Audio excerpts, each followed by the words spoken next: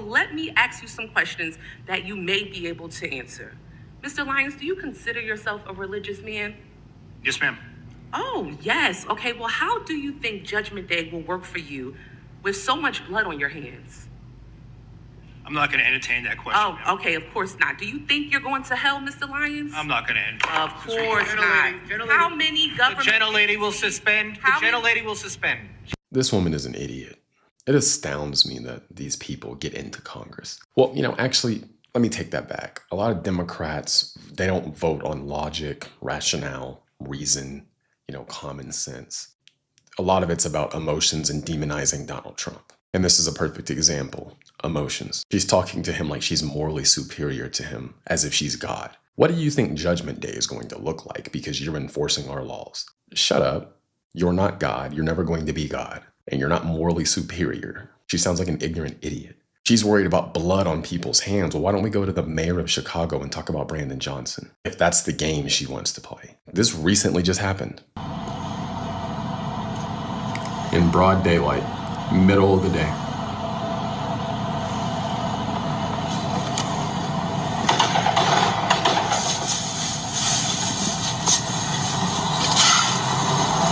Things like this are happening in the city, and he talks about police as if they're the problem. There were a bunch of children in Chicago stealing vehicles, and Brandon Johnson decided to sue a car company because the cars were too easy to steal. He's worried about posturing against Donald Trump. He's worried about making sure you don't call people illegal aliens, all while people are being murdered essentially every day in his city. But he's a Democrat, so she's not going to say anything. This isn't actually about blood. This isn't actually about common sense. This isn't actually about helping people. She's just up there theatrically trying to shame people for social media clicks. The way she's asking him questions, you would think he was going around and just slaughtering people by the millions. By the way, he's the head of ICE, if you didn't know, if I didn't say that already. She was totally out of line for saying that, and highly overestimating her own moral superiority. Anyway, that's all I've got for now. Don't forget I have a free email newsletter I send out every morning. This is a good tool to have in your arsenal to stay up to date with what's going on. I also can't be censored there, so you're not dependent on an algorithm to get you the news. It just hits your inbox every morning around 7 a.m. So no, that's right. That's in my profile. Click that link, drop your email in, hit subscribe, and you'll be good to go. I'll see you guys in the next one. I got it from here. Now, this right here is what I call performative politics. That was nothing but pure theatrics. You're in the congressional hearing, and it's a place meant for oversight, facts, accountability, policy. And instead of questions you get about enforcement metrics, cost structures, or operational impact, we get courtroom cosplay, essentially. This isn't about solutions. This isn't about solutions for them. It's about optics, because when enforcement becomes emotional theater, the goal stops being governance. And starts being viral clips for them. That's all they chase after now. And Americans are catching on to that shift real fast. Now let's contrast that real quick with what's actually happening on the ground. I'd like to say I'm proud to be here to represent Team USA and to represent our country. But we'd be remiss if we didn't at least mention what's going on in Minnesota and what a tough time it's been for everybody. This stuff is happening right around where we live. And I am a lawyer, as you know, and we do we have a constitution, and it allows us to freedom of the press and freedom of speech, protects us from unreasonable searches and seizures, and makes it that we have to, have probable cause to be pulled over. And what's happening in Minnesota is wrong. There's no shades of gray. It's clear. And I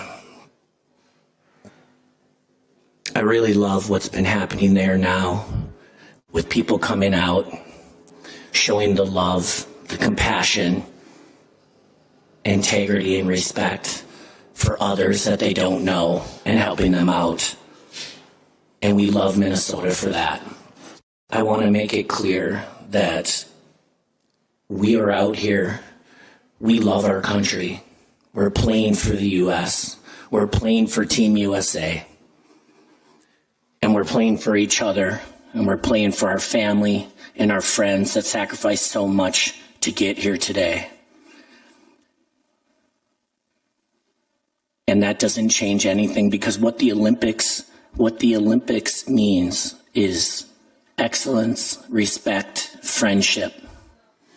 And we all, I think, exemplify that.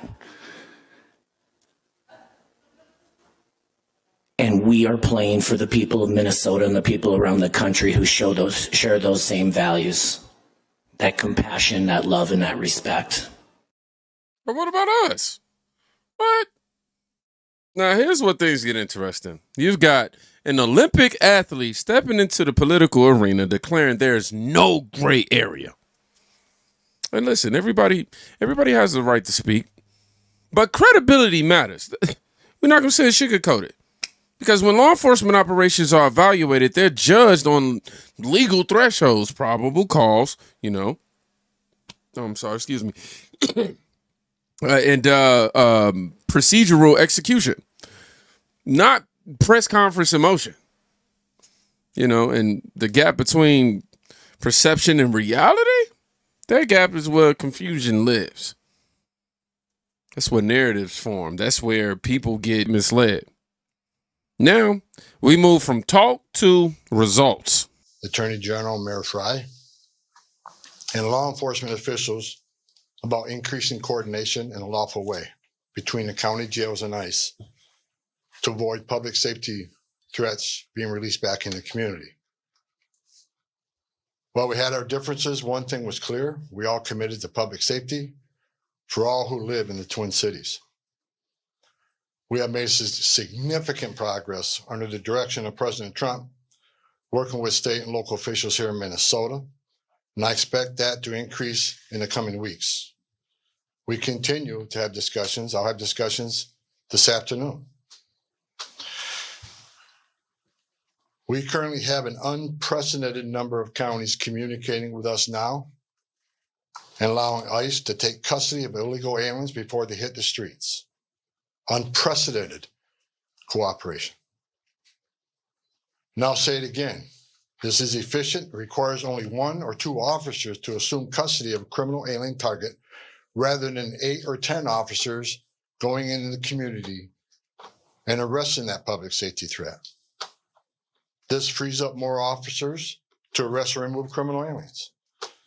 More officers taking custody of criminal aliens directly from the jails means less officers on the street doing criminal operations. This is smart law enforcement, not less law enforcement. It's safer for the community, safer for the officers, and safer for the alien. This coordination also makes it far more safe for the Twin Cities. So, local cooperation increasing. Street arrests are decreasing. Operational efficiency is rising. This is policy turning into execution, because when transfers happen inside jails, officers, they face less risk, way less risk. Communities face fewer incidents and manpower gets reallocated. That's logistics. Quite simply, at the bare minimum, strategy. Come on, y'all. That's implementation. And regardless of ideology, you can't debate outcomes without acknowledging the mechanics.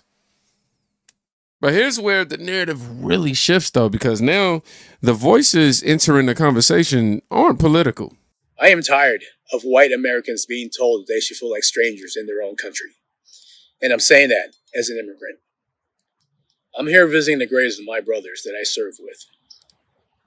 Most of them Caucasian, who gave their lives for freedom, to liberate those who were truly oppressed. Now, according to Gene Wu, a Texas state rep from Houston, that makes me wrong.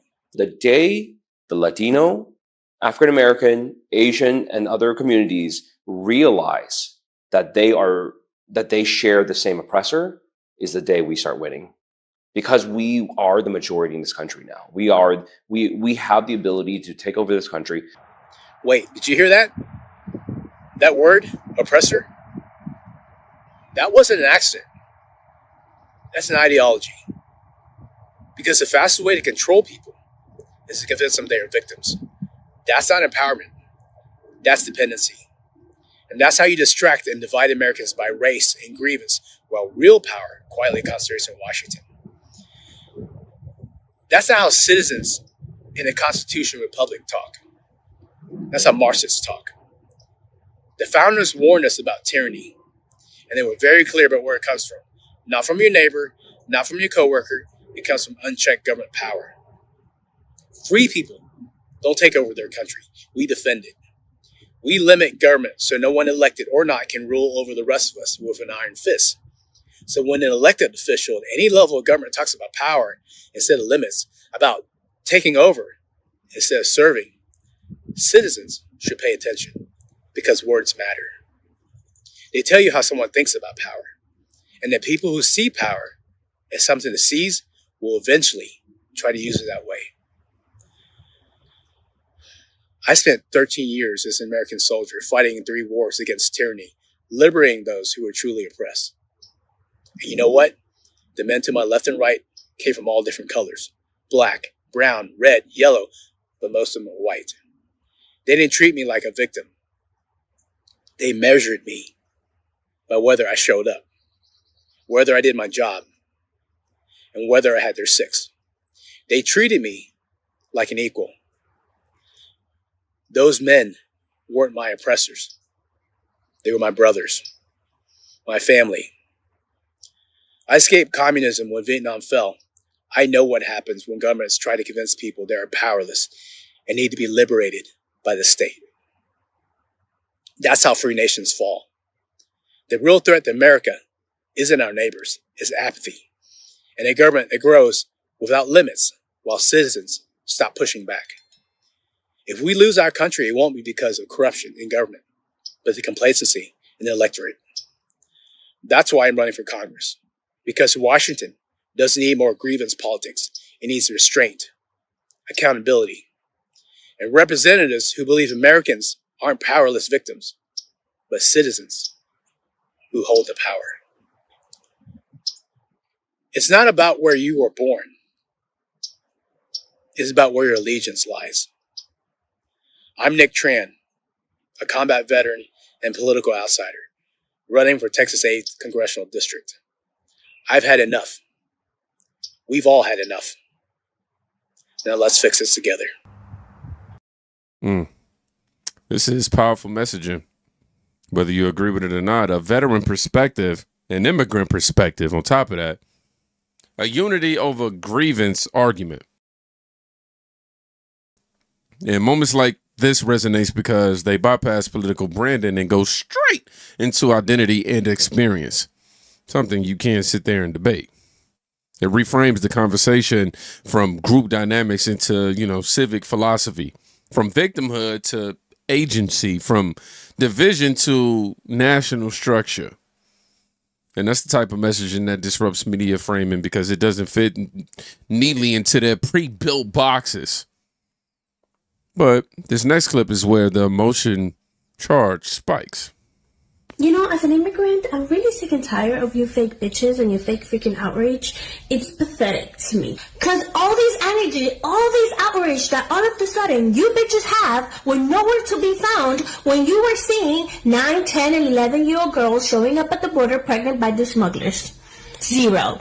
When you kept seeing the videos of migrant children being drugged, unconscious at the border, showing up in the hundreds of thousands with nothing but a sticky note with a phone number and a name on their hands, when you saw the constant videos of children being trafficked at the border, your bitch ass said nothing. And if that wasn't bad enough, your bitch ass probably celebrated or at the very least sat your ass down and said nothing when you saw the caravans of illegal immigrants barging into the country carrying your child rapists, murderers, disgusting people. God knows the amount of evil, disgusting people that barged in unvetted because your bitch ass sat down and said nothing. So you see, all that fake empathy, all that fake compassion that you bitches claim to have for our immigrant communities, for our Latino communities, for our minority communities, you can stick that wherever the hell you want because I don't believe shit that comes out of your mouth. Because where do you think Hernan Cortez Valencia was getting dropped off? Where do you think he committed this crime? Oh, you think he lived near Mark Ruffalo?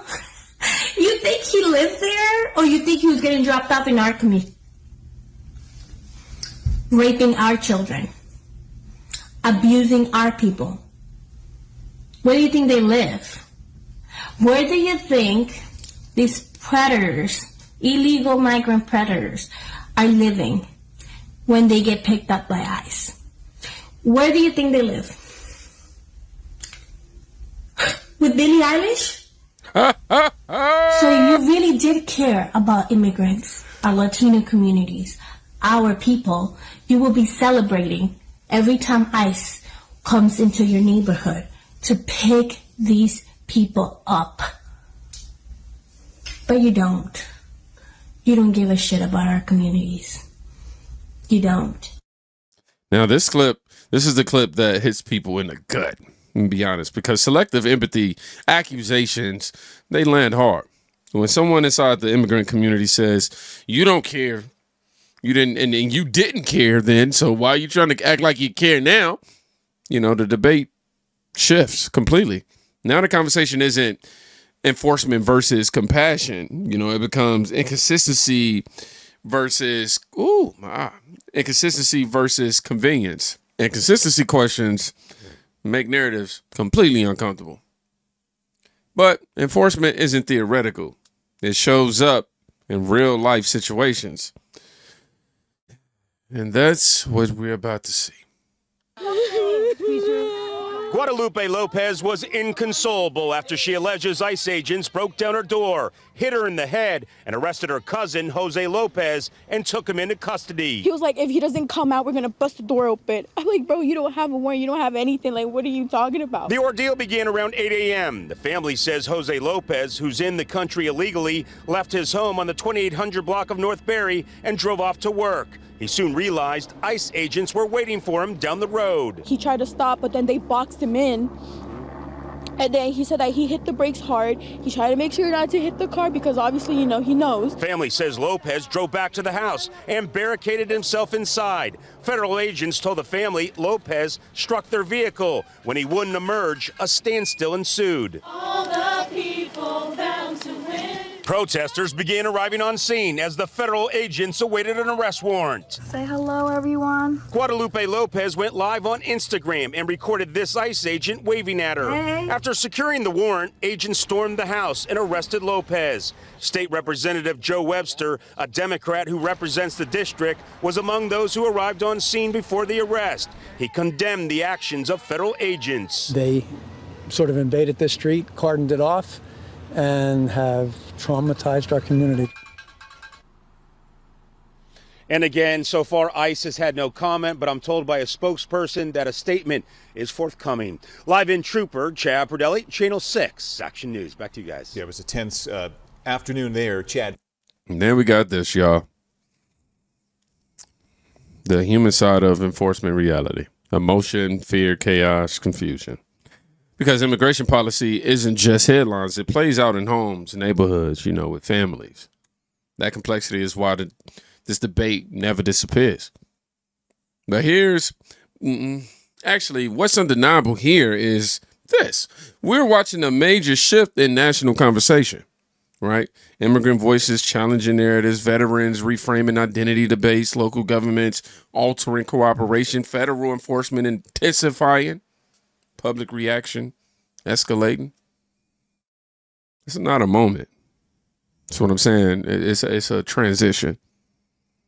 So here's the real question.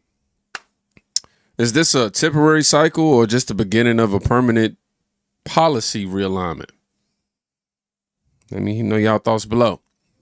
But if you made it to the end, we're going to keep this real simple. We're going to use the transition. Wait, no, that's going to throw some lefties off because transition is usually something that they into. Let's put, by the way, I want to note that this is not anyhow, forget that. I want you to put, it's cold outside. Y'all be safe. Go check on somebody today. You can quite literally be safe and then like, peace.